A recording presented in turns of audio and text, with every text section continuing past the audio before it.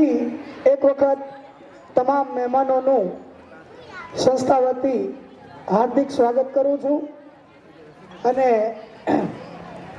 બધાને આજના કાર્યક્રમમાં આવકારું છું.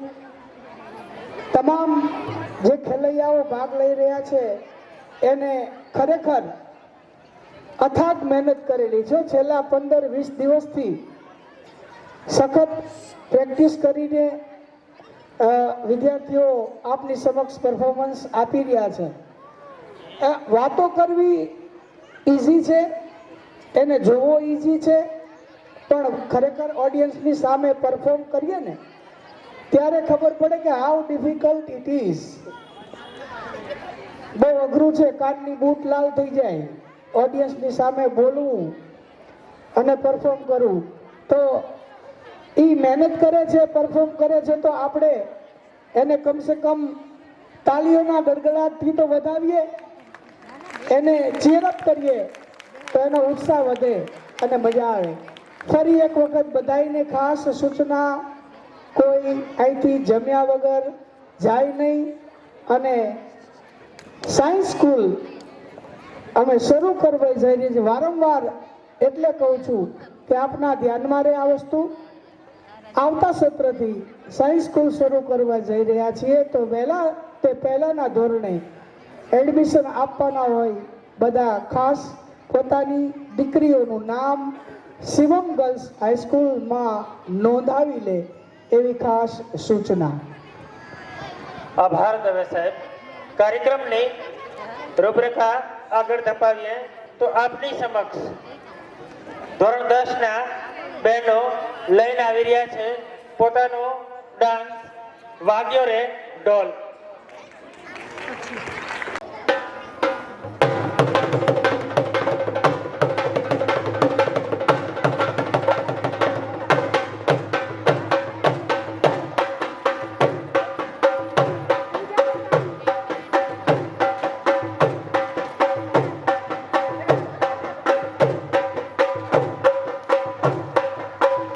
હે વાગ્યો રે ઢોલ ભાઈ વાગ્યો રે ઢોલ.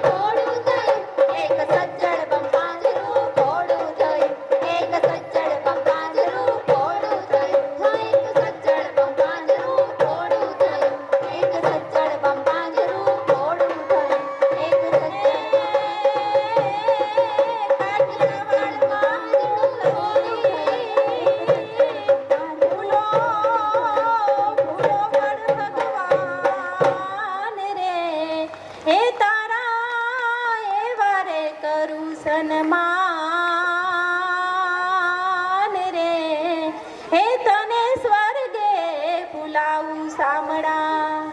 જોરદાર તાળીઓ.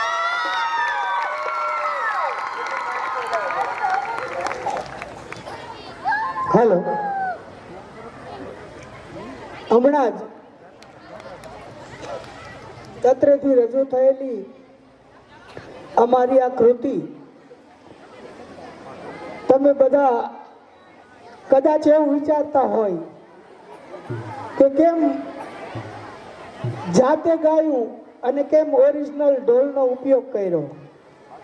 આ કૃતિને જો ધારીએ તો ટેકનોલોજીની મદદથી આપણે ઓરિજિનલ ટ્રેક ઉપર લઈ જ શકાય, બધા જાણે છે. પણ આ પાછળ અમારો એક હેતુ છે કે અમારા ટ્રસ્ટી શ્રી અમિતભાઈનો એવો હેતુ છે કે હોસ્ટેલમાં રહેતી અમુક વિદ્યાર્થીનીઓ કે જે સ્ટેજ ફિયરના કારણે અમુક કૃતિઓમાં ભાગ નથી લઈ શકી, ભલે ઓછી છે, એવી 5, 7, 8 છોકરીઓ છે, તો એને પણ ગાવાની તક મળે.